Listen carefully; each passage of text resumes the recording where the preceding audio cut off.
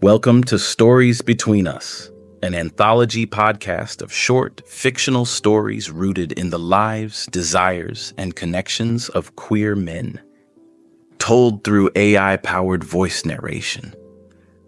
These episodes explore what lingers, what builds, and what unravels in the quiet moments no one talks about. Think late-night texts, bad decisions that feel good, and the kind of tension you can't quite name but can definitely feel. This episode is called The Summer Sublet. One thing led to another. The place was quiet when Mike pulled in. Summer heat sat heavy on the driveway. The kind of heat that wraps around your skin and lets you know you're not sleeping tonight. The guest house sat behind the main house, tucked just far enough into the yard to feel private. That's what sold him. Privacy. A couple months to breathe. Jules met him outside. The handshake was warm, but firm. Long enough to notice. The place looks even better in person, Jules said. Mike smiled. Yeah. Feels good? Laurel, Jules' wife, waved from the porch, polite as hell. She offered iced tea like the perfect hosting partner, then vanished inside as fast as she appeared. Jules did the walkthrough. Quick, simple. The unit was clean, cool, all the furniture neutral enough to not feel like anyone lived here too long before him. Jules handed him the keys. If you need anything, I'm around. Mike thanked him and let him walk back to the main house, watching just a second longer than necessary. That was day one. The first night Mike tried to sleep. The fan buzzed uselessly overhead. The sheets stuck to him. His skin was still humming from the drive, the move, the whole start-over vibe. His body felt too alive to lay still. He thought about nothing at first, then about being here, then about Jules. That handshake, that voice, that back walking away up the driveway. At some point, his hand moved lower. Not exactly intentional, but not accidental either. He stroked himself slow, letting the tension burn itself out until his stomach tensed and the air left his lungs sharp. His head rolled back, eyes half closed, and the release left him breathless in the quiet hum of the fan. As his breathing slowed, a flicker caught his eye. The window, the goddamn curtain, still open. The main house sat just beyond the trees, a soft glow from an upstairs room, and in that glow, Jules. Standing there, watching. Maybe not. Mike's heart kicked once, but nothing else happened. No lights flashed. No texts came. The world stayed still. Nobody said shit about it the next day.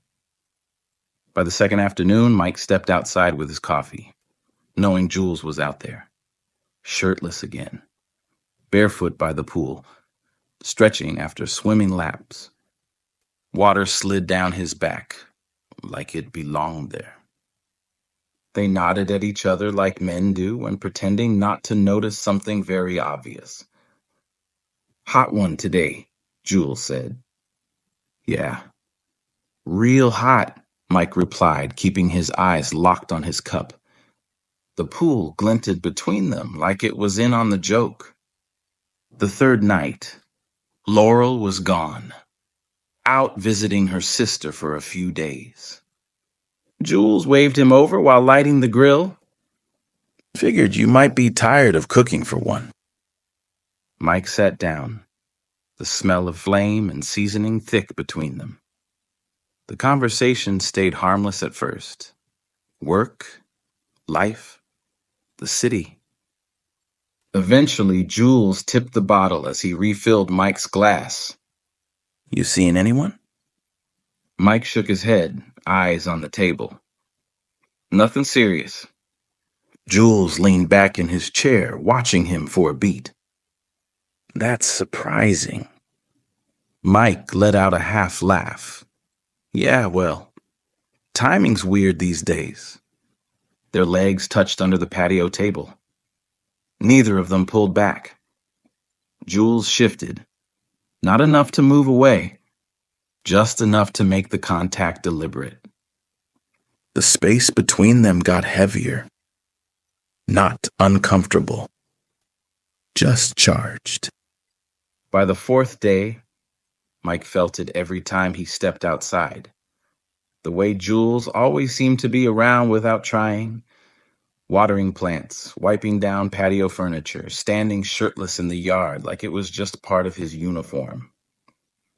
Later that night, Mike came back from a grocery run. As he walked up the path, he noticed Jules sitting out back under the pergola. Lights low, alone, a drink in his hand. Just watching him walk in. Mike's chest tightened. That buzz under his skin kept building. He wanted to look away, but didn't. He closed the door behind him and leaned against it for a long minute. Jesus, he whispered under his breath. The last night came with no ceremony.